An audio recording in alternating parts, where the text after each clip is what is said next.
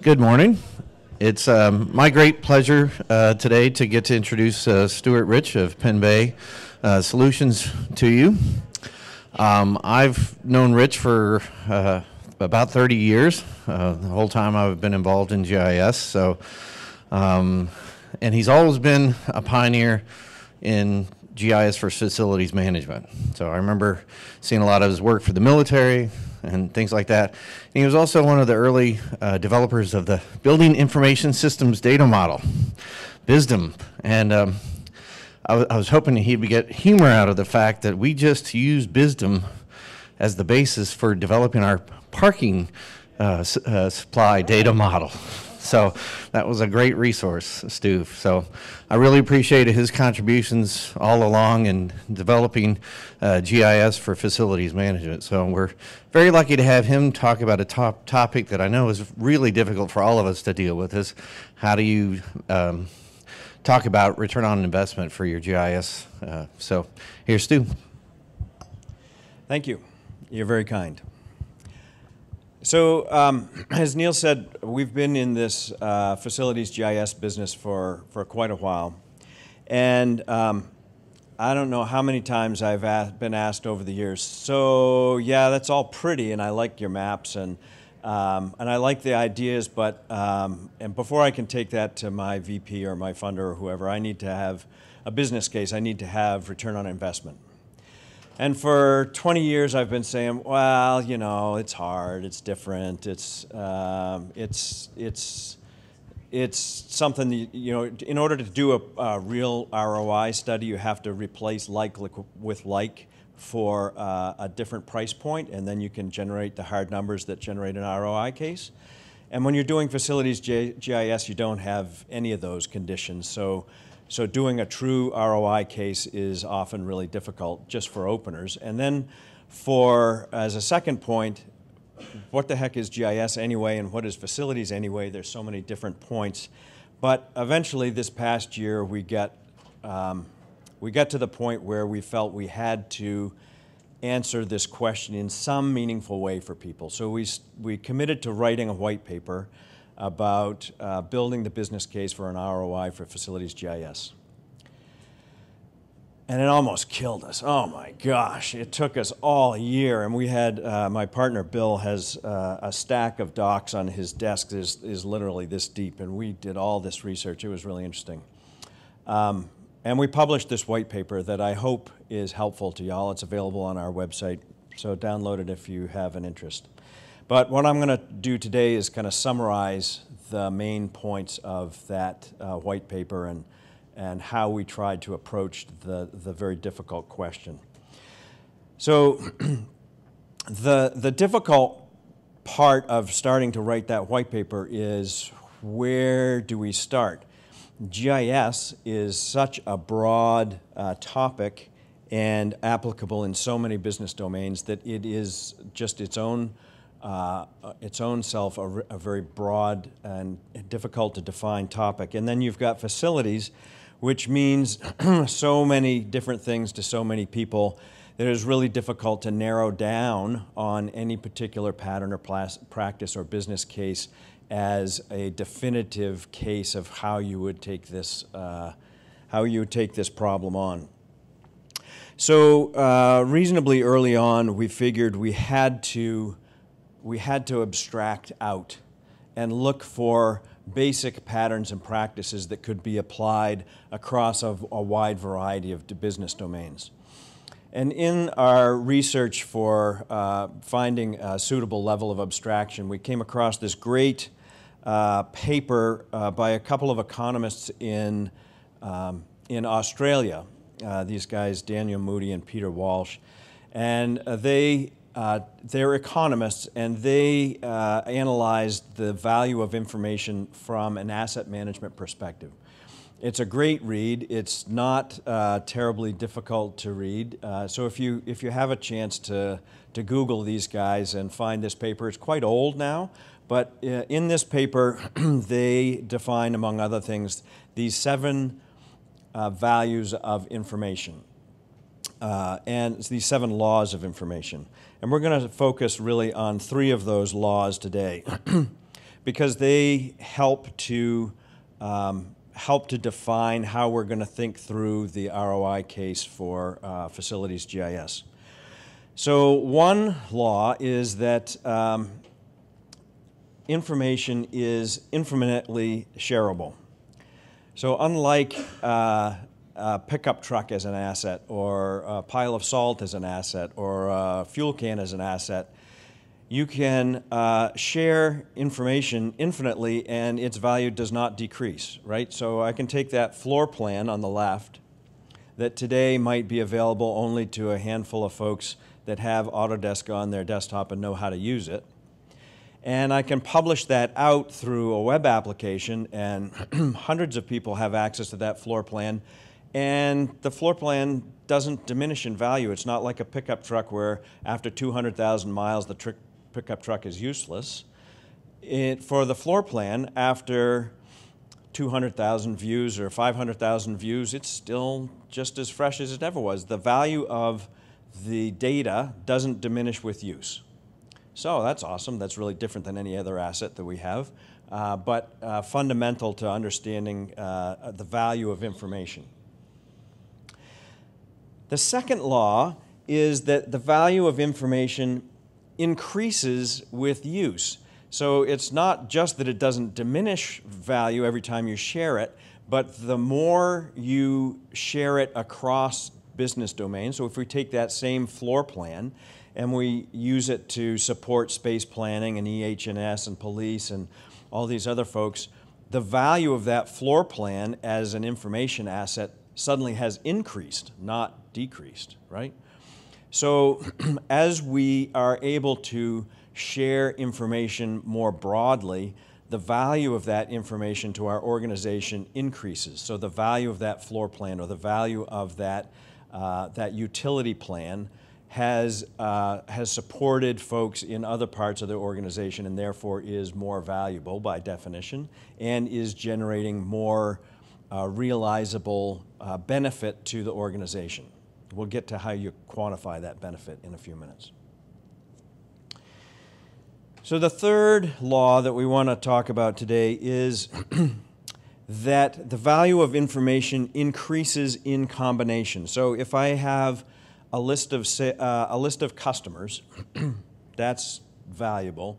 If I have a list of customers and what they bought in the last 30 days, and I put those together, that's more valuable, right?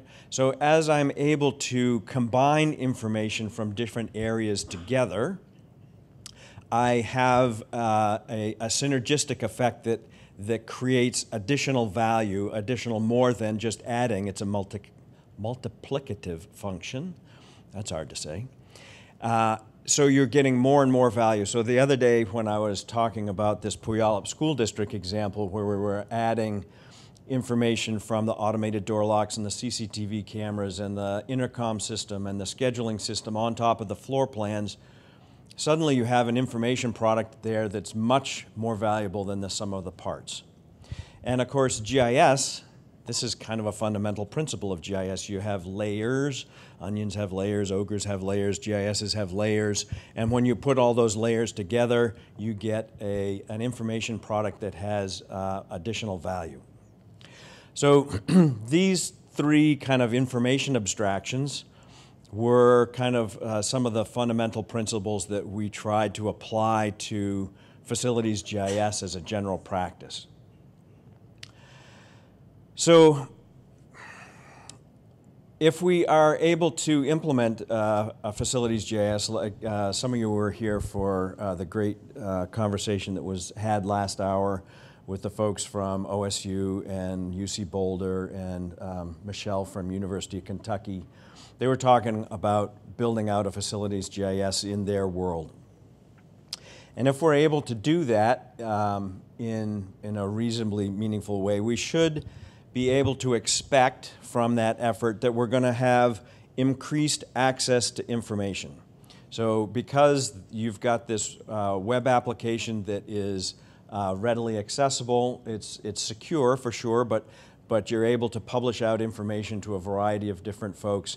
You are disseminating information, and because of that, one of those first laws I told you, the value of that information increases as in terms of what it's delivering to the organization.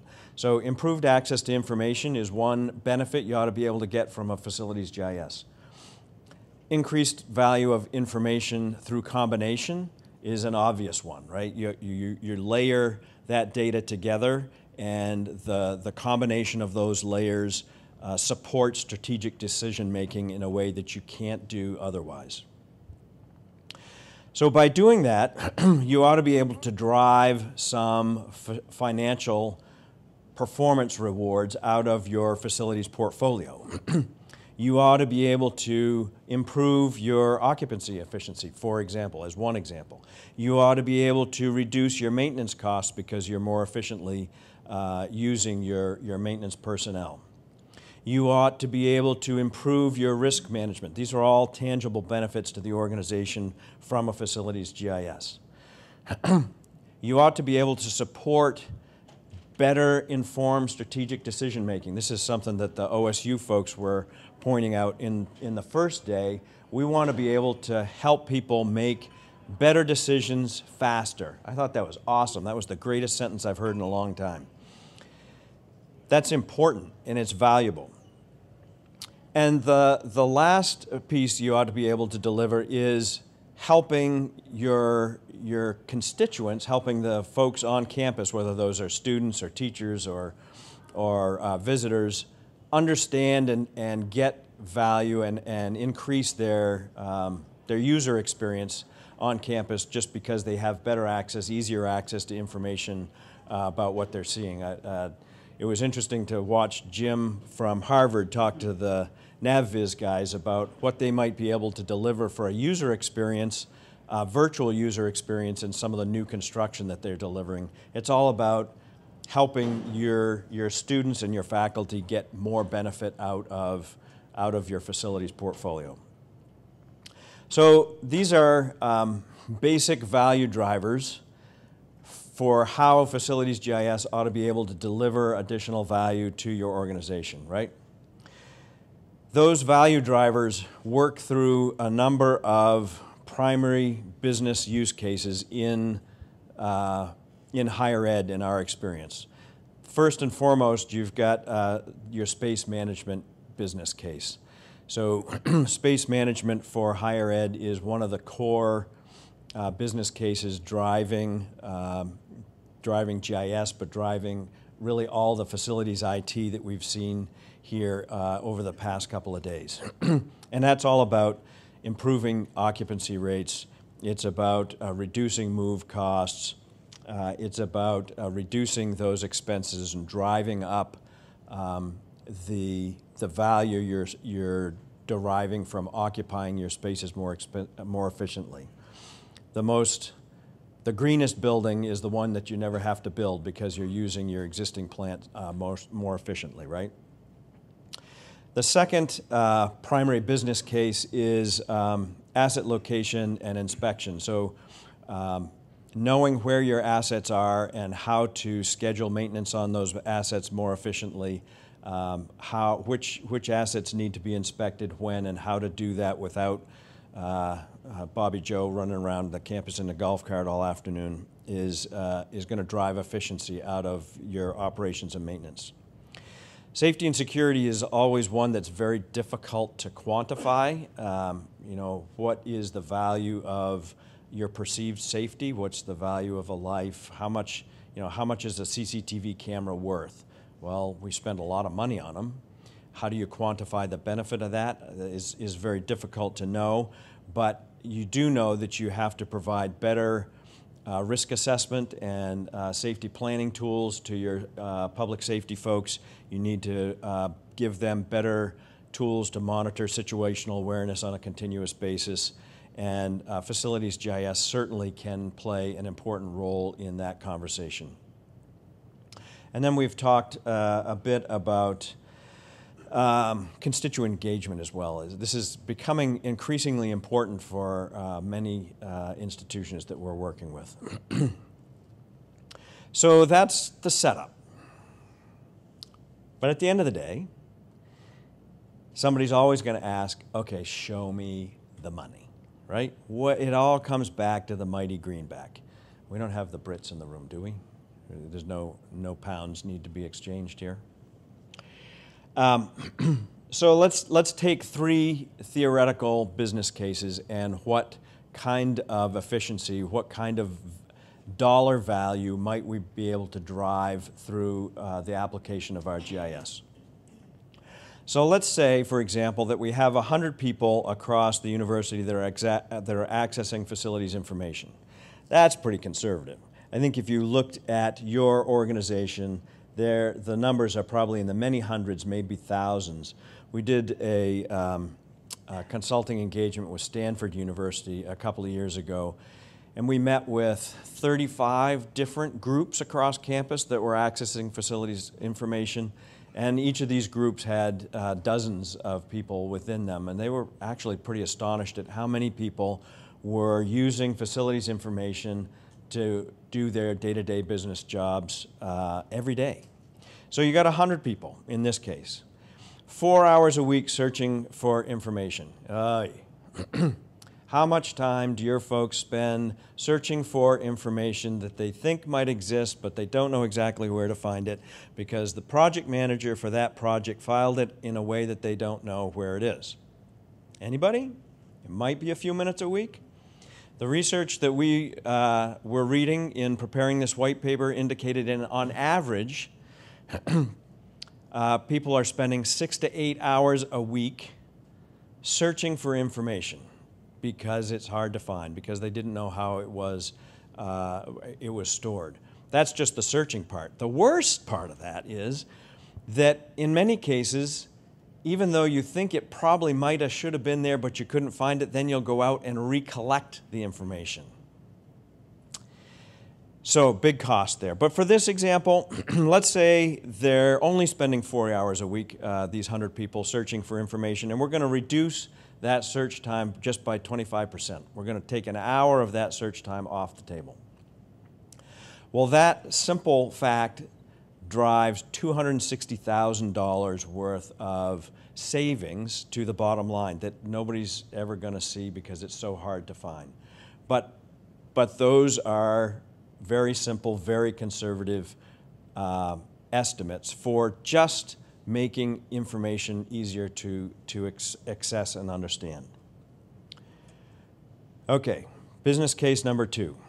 Y'all, many of you have in universities that are doing sponsored research, and so you have to do indirect cost recovery accounting. I was talking with the folks at Texas A&M yesterday, and they estimated they're doing $500 to $600 million worth of sponsored research at Texas A&M. UW is in that range too. For this example, we'll say you're a smaller university, only $100 million, it makes the math work out easier too. Only $100 million worth of sponsored research. And because you are documenting your space well and properly, you're able to negotiate your overhead rate from 48 to 50%. Average in this country right now, I think, is 52% for your overhead allocation rate. So let's say you're able to justify an allocation rate increase from 48 to 50%. That's $2 million that just was saved by, or was able to be generated by the university by billing the federal government for that overhead allocation rate. That's real money. Business case number 3, operations and maintenance. So let's say you've got 50 people in your trades groups. The guys I was talking with at Wisconsin the other day probably had 3 or 4 times this. I was amazed at the size of their shops. But let's say you've got 50 maintenance folks. And one of the key performance indicators for maintenance folks is wrench time. So you know what wrench time is, right? Your folks spend a bunch of time doing a bunch of different things during the day. Some of that is actually fixing things. A lot of that is doing paperwork, and sometimes 40% of their time is spent just in transportation, going from here to the donut shop, back from the donut shop. And so if you can if you can organize your maintenance and repair work orders spatially and reduce transportation time and help them find the asset that they're supposed to maintain in the first place, you're going to reduce transportation costs and you're going to increase wrench time, right? One of my favorite things to do is to visit different campuses and see what's going on there. One time I was with my friend Mike Parkin, who's at MIT, and we were walking the basement of one of MIT's buildings, and Mike was telling me about his life. And we're walking down the hall, and we come across this maintenance guy on his radio, and he's in front of this locked door, and he can't get into the door, and he's on the radio, and he says, "Jim, I'm supposed to replace a belt on a pump in room whatever it was, and this is obviously not a room where a pump lives, and besides which I can't get in. Where is the device I'm supposed to maintain?" Well, that little anecdote was a great example of lost wrench time.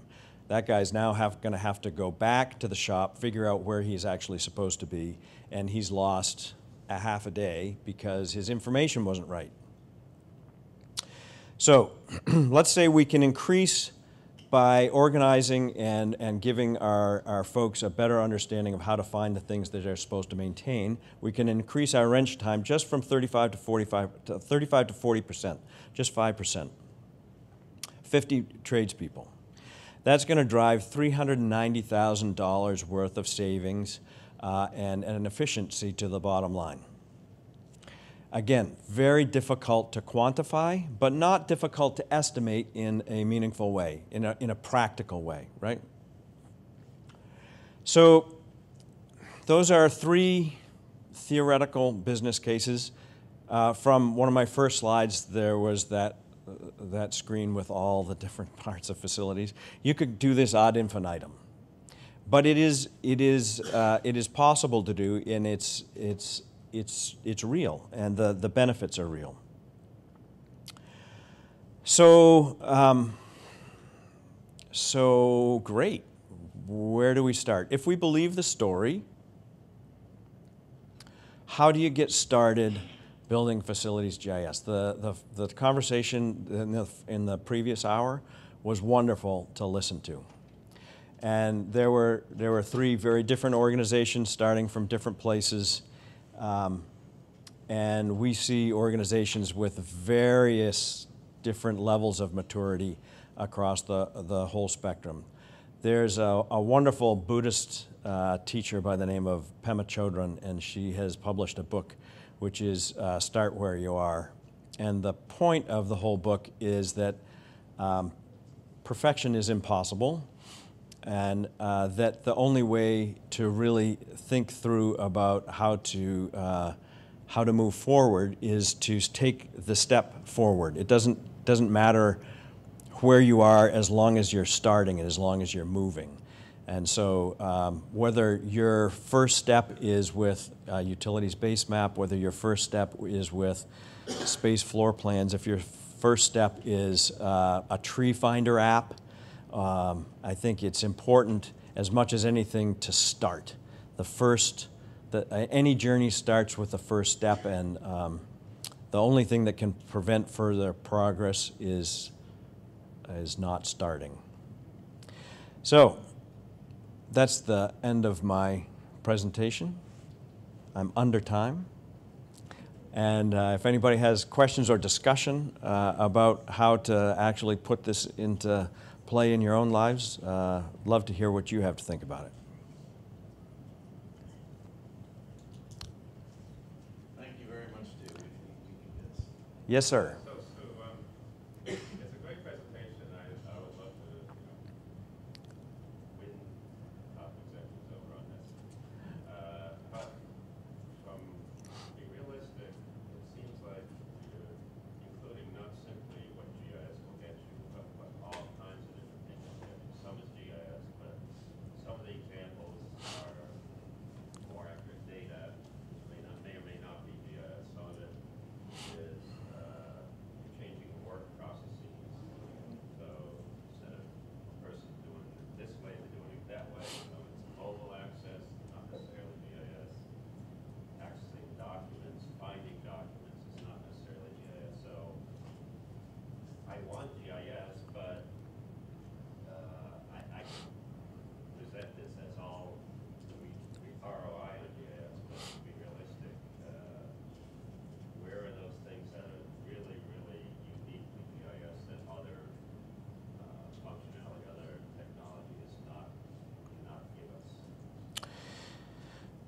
Great question. So the question, just to restate it, I hope, is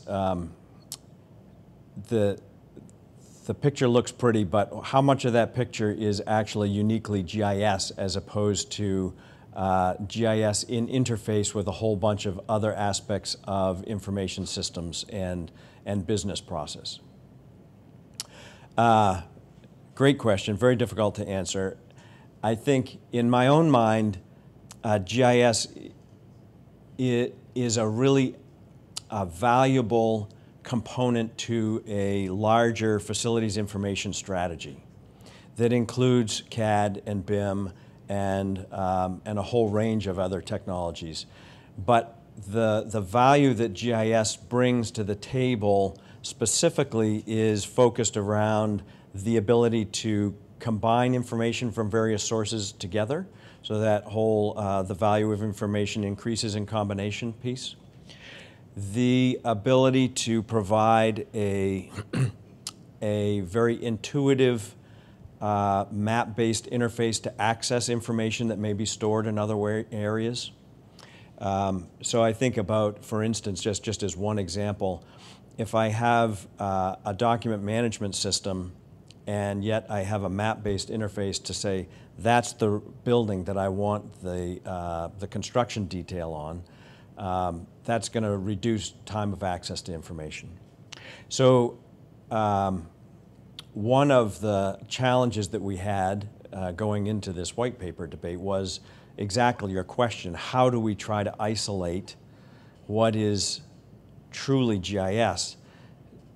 My old understanding of GIS was that GIS is 5 components: hardware, software, data, people, process, right? So GIS isn't just software, it isn't just data, it also includes people and process. Those are important components. And I think that's important to apply more broadly to facilities information technology as a broader concept. I think a few years ago, I think when Bruce Forbes coined the term IWMS as a way to expand the reach of CAFM into other areas, he started this idea of kind of integration and interoperability across a bunch of different disciplines. I think that today's facilities information technology professionals are in flight in building a whole new level of that concept, but including domains that Bruce never had in mind in his next definition. You know, you're integrating scheduling systems and building management systems and IoT and all these different levels, and I think GIS can play an important role as an integration platform there too. It wasn't a very clean answer to your question, but it's all I got. John Young. I think I just want to add something to that because it's a really good question. I think maybe one way to articulate it too, you have a where-based kind of location-based system that provides hierarchical structure that a lot of other systems don't. And so I think what you're trying to make in your ROIs was there is very intrinsically a where-based, location-based component. You can really actually only deliver with that type of hierarchical structure and analysis and reporting that makes it unique. Yes, thank you very much. One of the things I like to say when I have my sales hat on is we like to use location as the unifying index. All information technology is fundamentally managing information about a location, and we can use that location to organize that data, right? That's a salesy thing to say, but in fundamental truth, as John points out, we can use the location element really to tie information from a really wide variety of different kinds of systems together to fundamentally add value to the organization. There was another question somewhere. We're out of time. All right. Thank you. Thank you for coming.